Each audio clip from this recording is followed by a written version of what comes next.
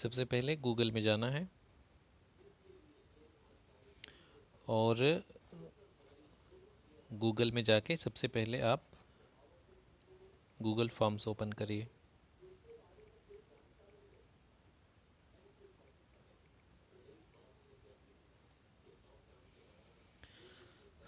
Google form में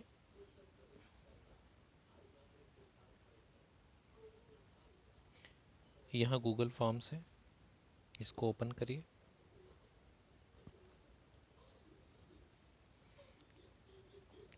ये interface open होगा, गो टू गूगल फॉर्म में जाना है।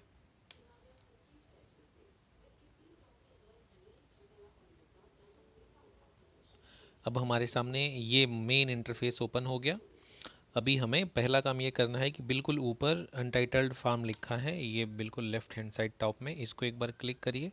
अब आप यहाँ कुछ भी लिख सकते हैं, मान लीजिए हमने यहाँ राम लिख दिया। उसके बाद जब हम उसके नीचे वाले बड़े वाले अनटाइटल्ड फॉर्म पे आएंगे तो यहाँ पे राम अपने आप लिखा हुआ आएगा, लेकिन हम चाहे तो इसको बदल भी सकते हैं। तो मान लीजिए इसको मिटाया और यहाँ पे हमने रामायण लिख दिया। फिर हमारा फॉर्म डिस्क्रिप्शन है, हम यहाँ पे लिख दीजिए, मान लीजिए MCQ क्वेश्चन पूछ रहे हैं तो हम यहाँ पे MCQ लिख दिए, ठीक है। उसके बाद हमारा प्रश्न शुरू होगा। तो चूंकि पहला प्रश्न हम कौन सा बच्चा हमारे पास दे रहा है अपना रिस्पांस, ये हम कैसे जानेंगे, इसलिए पहला जो हम डालेंगे उसमें बच्चे का नाम। तो हमने मान लीजिए विद्यार्थी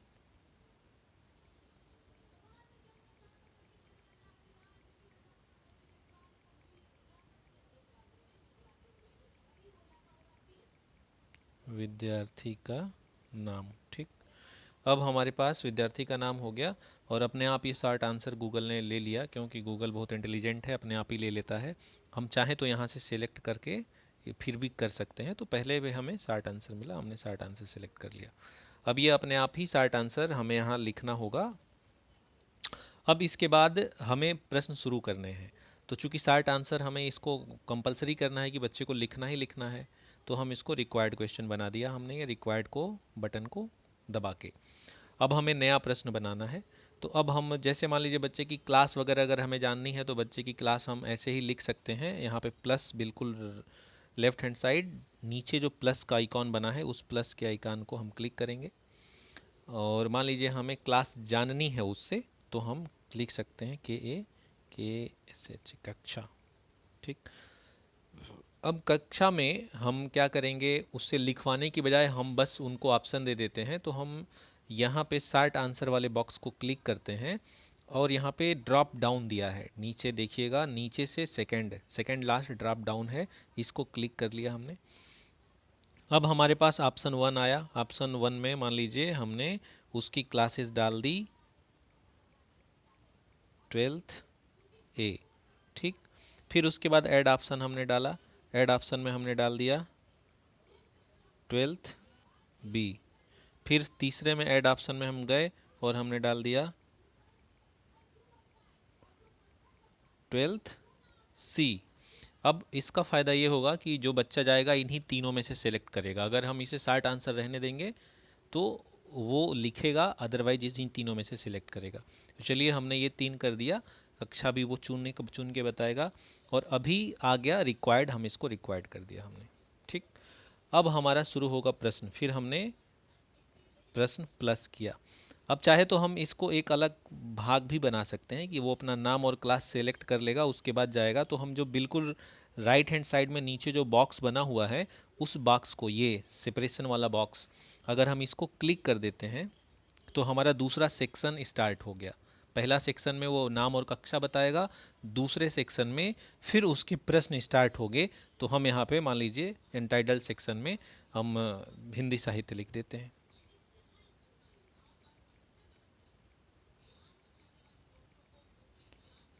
हिंदी साहित्य, ठीक। फिर यहाँ पे हम बहु विकल्पीय प्रश्न, ठीक, ये हो गया।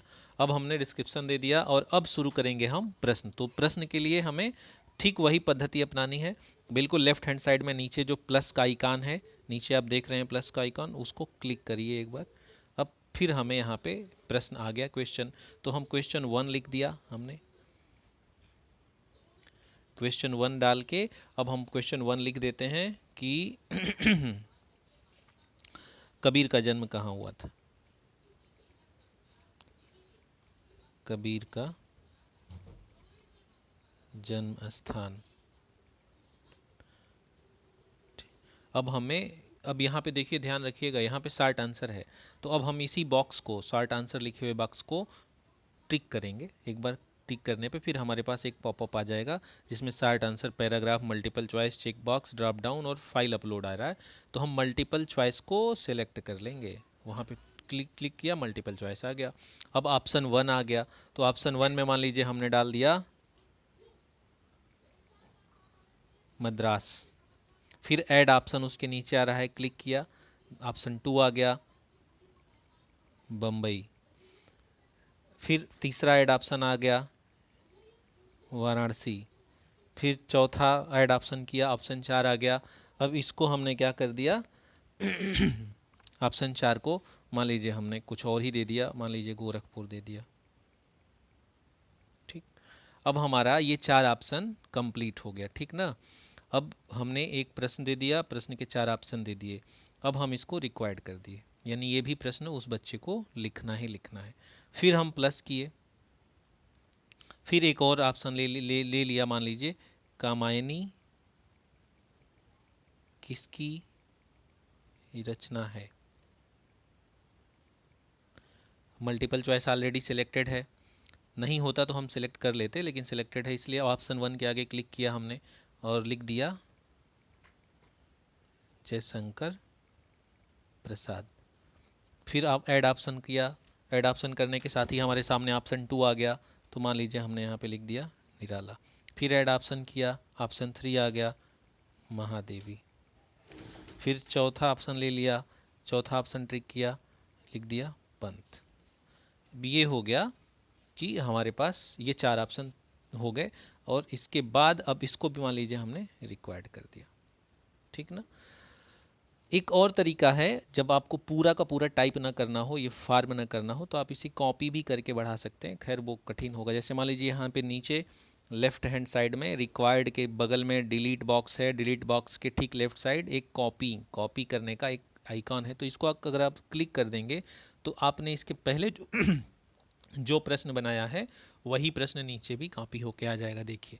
तो अब हम इसको, कुछ हमें करना नहीं है, बस अपना फॉर्म चेंज कर देना है। जो लिखा हुआ है उस लिखे हुए पर कुछ ऊपर लिख देना है हमको, ठीक ना। तो मान लीजिए हम ये लिख दें कि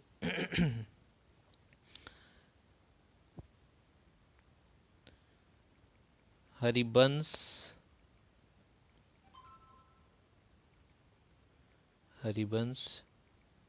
राय बच्चन की कृति कौन सी है। ठीक, हमने एक प्रश्न ऐसे ही बना दिया। अब हमारे पास ये सारे ऑप्शन पुराने वाले प्रश्न के ही हैं, तो ज़्यादा ऐड नहीं करना है, जनरेट नहीं करना है, बस उसके आगे हमने क्लिक किया और अपना मान लीजिए हमने ऑप्शन बस डालते जाना है मधुशाला। फिर दूसरे ऑप्शन के आगे क्लिक करके हमने लिख दिया उर्मिला, चिदम्बरा, लहर। अब हमने 4 ऑप्शन ऐसे ही दे दिए, हमें अलग से जनरेट नहीं करना। जो पिछले वाले प्रश्न थे, बस प्रश्नों के आगे हमने अपना नया प्रश्न लिख दिया। तो कॉपी कर लेने से ये फ़ायदा होता है। अब चूंकि हमने ऑलरेडी से रिक्वायर्ड किया था, तो ये रिक्वायर्ड ही कॉपी होगी। तो अब तो हमारे बन गए प्रश्न। अब इन प्रश्नों को कैसे हमें नंबर देने हैं और इन प्रश्नों पे आगे हमें आंसरिंग करनी है इसकी, कि ये कितने नंबर का है, ये हम कर सकें। तो इसके लिए हमें करना ये होगा कि हमें जाना है सबसे पहले एकदम ऊपर। अभी हमने यहाँ रामायण डे रखा है सेक्शन 2। अब रामायण के आगे हम इसको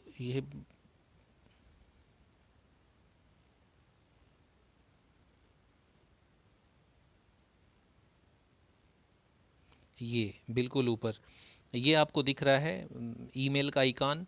ईमेल के आइकॉन के बिल्कुल ऊपर राइट हैंड साइड, ईमेल के आइकॉन के ठीक किनारे तीन बिंदियां दिख रही हैं। ये एक तीर का निशान दिख रहा है, एक पेंट बॉक्स दिख रहा है, और बिल्कुल लेफ्ट हैंड साइड एक पेज दिख रहा है गूगल के फॉर्म का बैगनी रंग के। तो हमें करना ये है कि हमें एस जो हमारा ईमेल का आइकॉन है उसके ठीक बगल में तीन बिंदियां हैं, उन बिंदियों को क्लिक करना है। इन बिंदियों को क्लिक करेंगे तो हमारे सामने ये इंटरफेस खुल जाएगा, और इस इंटरफेस को में सेटिंग को क्लिक करना है। अब हमने सेटिंग को क्लिक किया। सेटिंग को क्लिक करते हमारे सामने क्वीज आ गया। मेक अ क्वीज क्लियर कर देना है, बस मेक ए क्वीज का बटन आपको दबाना है। यहाँ प्रेजेंटेशन के नीचे मेक ए क्वीज का बटन ऐसे मिलेगा। अब जब इस बटन को दबाएंगे तो ये बैगनी कलर का हो जाएगा, बस आपका क्वीज हो गया, ठीक ना। अब इसके बाद एक प्रेजेंटेशन में जाना है, प्रेजेंटेशन के आगे जनरल, हाँ, जनरल में जाना है और रिक्वायर्ड साइन इन करना है, लिमिट टू 1 रिस्पांस। अगर आप ये कर देते हैं तो एक ही बार कोई व्यक्ति अपना जवाब दाखिल करेगा। तो ये एक सिलेक्ट कर दिया, उसके बाद सेव बटन दबा दिया, ठीक। अब आपके सामने फिर से ये आपके खुल गए। अब चूंकि आपको अपने सही उत्तर देने हैं, ये देखिए, अब आपको अपने सही उत्तर देने हैं, इसमें रिकॉर्ड करने हैं और प्रश्न रिकॉर्ड करना है। तो चूंकि देखिए इसमें एक बदलाव हुआ है। यहाँ बिल्कुल लेफ्ट हैंड साइड में नीचे जो 4 ऑप्शन हैं, ये आपका पहला प्रश्न है, और उसके नीचे 4 ऑप्शन हैं, और उस ऑप्शन के नीचे बिल्कुल नीचे ये देखिए यहाँ पे एक ब्लू कलर में एक बैग है, बैग में करेक्ट का टिक निशान है, टिक का निशान है। आप इसको सिलेक्ट करिए। तो ज्यों ही इसको सिलेक्ट करेंगे तो ऐसा आपके सामने एक इंटरफेस तुरंत ही चेंज हो जाएगा। ये यहाँ पे देखिए 0 पॉइंट लिखा है, कबीर के जन्म स्थान के आगे 0 पॉइंट, उस 0 पॉइंट को क्लिक करिए। और मान लीजिए इसको हमने 2 नंबर का प्रश्न बना लिया। जितने नंबर का बनाना है, 2, 1, जितना भी आप बनाना चाहें, 1 बनाना हो 1 का बनाइए, 2 बनाना हो 2 का बनाइए, 3 बनाना हो 3 का बनाइए। तो फिलहाल इसे 2 नंबर का प्रश्न बना लिया। अब हमें सही उत्तर टिक करके, जैसे कबीर का जन्म स्थान, तो अभी कहाँ जन्म स्थान है, वाराणसी, तो हम वाराणसी के आगे सिलेक्ट किया। देखिए ये ग्रीन हो गया, उसके आगे सही का निशान बन गया। अब हम इसे डन कर देंगे, यानी हमने पहले प्रश्न का उत्तर डन कर लिया, ठीक, ये डन हो गया। अब उसके बाद हमारे सामने आई दूसरा प्रश्न लेके आना है, कामायनी किसकी रचना है। ठीक वही प्रोसेस यहाँ भी करेंगे। कामायनी किसकी रचना है, उस प्रश्न के ठीक नीचे टिक कर दिया। अब देखिए ये फिर इंटरफेस खुल गया, और यहाँ पे नीचे ब्लू कलर का एक बैग बन के आ गया जिसमें करेक्ट का निशान बना हुआ है। बिल्कुल नीचे ये रिक्वायर्ड का बटन है, रिक्वायर्ड के बाद डिलीट बॉक्स है, डिलीट बॉक्स के बाएं तरफ कॉपिंग का एक आइकॉन है, और बिल्कुल लास्ट में लेफ्ट हैंड साइड में ब्लू कलर में टिक का निशान बना हुआ है। इसको आप फिर से सिलेक्ट करिए। अब फिर से सिलेक्ट करने के साथ ही प्रश्न के आगे पॉइंट आ गया, 0 है। तो अब इसको एक बार फिर से आप 2 प्रश्न पे सिलेक्ट कर लीजिए, 2 पॉइंट का हो गया ये प्रश्न। अब आप सही उत्तर चुन लीजिए। तो इसका सही उत्तर है जयशंकर प्रसाद। तो मान लीजिए हमने यहाँ पे सिलेक्ट किया, ये ग्रीन कलर का हो गया, यहाँ टिक का निशान हो गया, और ठीक इस प्रश्न के नीचे राइट हैंड साइड डन का एक नया ऑप्शन आ गया, डन। अब हमने दूसरे प्रश्न का भी उत्तर दे दिया। अब तीसरे प्रश्न पे ठीक वही प्रोसेस अपनाएंगे। प्रश्न के ठीक नीचे कृति कौन सी है, उसके पास जो खाली जगह है नीचे, बस वहीं हमने अपनी एक उंगली रखी, और फिर हमारे सामने ये प्रश्न आ गया, ऐसे इंटरफेस आ गया। अब हमें इसमें एडिट करना है। अब हमें सही प्रश्न चुन लेते हैं। सही प्रश्न कौन सी है, ये यहाँ पहले चुनने के पहले हम ये जो ब्लू कलर का बॉक्स है, इस बॉक्स में को टिक किया हमने। टिक करने के साथ ही हमें पॉइंट का ऑप्शन आ गया। अब पॉइंट यहाँ पे भी हमने 2 डाल दिया, और फिर हमने मधुशाला सेलेक्ट किया, ग्रीन हो गया, इसको डन कर दिया, हो गया। अब हमने तीनों प्रश्न के उत्तर हमने पॉइंट और करेक्ट आंसर चूज कर लिए हैं। ये ध्यान रखना है कि आपको क्विज की सेटिंग कंप्लीट करने के बाद जब वापस प्रश्न में आप आएंगे, तो प्रश्न में आने के बाद क्लिक करने के बाद ये नीचे जो ब्लू कलर का कैलेंडर टंगा हुआ है और इसमें टिक का निशान बना है, ये इसी बैग पे क्लिक करने के बाद अपने प्रश्न इसमें आंसर इसको करेक्ट रिकॉर्ड कर सकते हैं, और कितने नंबर का है वो आप डाल सकते हैं। तो ये ध्यान रखना है। तो अभी हमारा काम हो गया है, हमने तीनों के उत्तर दे दिए हैं। अब हम देखते हैं कि कैसे हमें इसको आगे ले जाना है। चलिए, तो अभी हमारा प्रश्न बन गया। अब हम इसका प्रीव्यू चेक करते हैं। वही तीनों बिंदुओं को दबा के ये हमने प्रीव्यू, ठीक। अब हमारा ऐसा इंटरफेस खुलेगा हर एक स्टूडेंट के पास। चूँकि रिक्वायर्ड, ये देखिए जहाँ स्टार लगा है वहाँ रिक्वायर्ड लिखा है, तो यहाँ पे रिक्वायर्ड ज़रूरी है। तो मान लीजिए अब हम किसी प्रश्न का उत्तर दिए बिना आगे नहीं बढ़ सकते। अब कक्षा, हमने ध्यान दीजिएगा कि हमने ड्रॉप डाउन सेलेक्ट किया था, तो नेक्स्ट तभी जाएंगे जब हम कक्षा में लेंगे, क्योंकि हमने 2 सेपरेट भाग में तोड़ दिया था कक्षा के बाद। तो अब हमने कक्षा लिया, मान लीजिए 12th A, अब हमने ले लिया। अब इसके बाद हम नेक्स्ट करेंगे, तो अब क्वीज वाला सेक्शन गया। ठीक, अब क्वीज में हमने उत्तर दे दिए हैं। देखिए सब प्रश्न के आगे 2-2 पॉइंट लिख के आया है और सबके आगे 4-4 ऑप्शन आए हैं। तो मान लीजिए हम एक प्रश्न का उत्तर गलत देंगे। कबीर का जन्म स्थान मान लीजिए हमने वाराणसी दे दिया, हमारा उत्तर गया, रिकॉर्ड हो गया। कवानी किसकी रचना है, मान लीजिए हमने इसको निराला कर दिया। ठीक है, फिर हरिवंश राय बच्चन की कृति कौन सी है, इसको भी मान लीजिए हम गलत ही कर देते हैं। ठीक है, ये तो हमने 2 गलत उत्तर दे दिए हैं, एक सही दिया है। इसके बाद हम इसे सबमिट कर देते हैं। अब हमने उत्तर सबमिट कर दिया और हम तुरंत देख भी सकते हैं कि हमने कितना स्कोर, कितना सही किया है। तो व्यू स्कोर को हमने क्लिक किया। अब देखिए हमारे पास टोटल पॉइंट आ गए, हमने 6 में 2 नंबर पाया है। ठीक, हम इसके सही उत्तर भी देख सकते हैं। अब फिर जब हम नीचे जाएंगे तो हम कैसे नंबर पाए हैं वो भी हमें पता चल जाएगा। कबीर के जन्मस्थान वाले प्रश्न को हमने सही किया था, ये हमें 2 में 2 मिल गया है। कामायनी किसकी रचना है, ये हमने गलत किया है, इसलिए हमें 0/2 यानी एक भी नंबर नहीं मिला है। ये हमने निराला पे लगाया था, करेक्ट आंसर नीचे लिख के आ गया जयशंकर प्रसाद, हमें पता चल गया। फिर हरिवंश राय बच्चन की कृति कौन सी है, हमें इसके लिए एक भी नंबर नहीं मिला है और ये 2 नंबर का प्रश्न है। और ये हमने उर्मिला लगाया था जो गलत है, करेक्ट आंसर मधुशाला। तो ये हमारा इस तरह से हमने ये उत्तर दिया और ये ऐसा हुआ। तो ये अब हम वापस जाएंगे अपने इसी प्रश्न के, कैसे कि हम इसे कॉपी करके कैसे मेल करें, तो ये हम एक बार देखते हैं। ठीक ना, मान लीजिए हमारे फार्म से उड़ गया। ठीक, ये हमारे फार्म से ख़त्म हो गया, ये पेज गलती से दब गया और ख़त्म हो गया। तो हम सबसे पहले क्या करेंगे, जो हमारे ये गूगल के सारे आइकान बने हैं, ईमेल बने हैं, यूट्यूब बना है, क्रोम वगैरह है, मैप्स वगैरह है, तो इसमें ये गूगल ड्राइव का ऑप्शन है, आप देख सकते हैं जीमेल के ठीक नीचे। तो ये हमने ओपन किया। अब गूगल एक सुविधा होती है कि गूगल सारे काम अपने सेव करके रख लेता है। तो देखिए अभी हमने ये बनाया था, इसको हमने ओपन कर लिया। अभी अभी जो हमने काम किया है, अब वो पेज हमारा गूगल फॉर्म ओपन हो गया। ठीक, देखिए वही काम जो अभी हमने किया है। अब हमें दूसरे को लिंक भेजना है, तो हम कैसे लिंक भेजेंगे। तो मान लीजिए हमें ये 3 बिंदी है ना, ये 3 बिंदियाँ हैं और इन 3 बिंदियों में जब प्रीव्यू और सेटिंग वाला ऑप्शन खुल गया तो गेट प्री फिल्ड लिंक, देखिए प्रिंट के ठीक ऊपर है गेट प्री फिल्ड लिंक, आप इसको क्लिक करिए। अब ये कॉपी हो गया है ना। अब प्री फिल्ड लिंक पे यहाँ पे नीचे आप गए, गेट लिंक का ऑप्शन आ गया। अब इसको गेट कर लीजिए, प्राप्त कर लीजिए। अभी आपने कॉपी कर लिया है ना, ये कॉपी लिंक हो गया है। अब उसके बाद आप वापस मान लीजिए व्हाट्सएप पे शेयर करना है। व्हाट्सएप पे शेयर करने के लिए मान लीजिए मुझे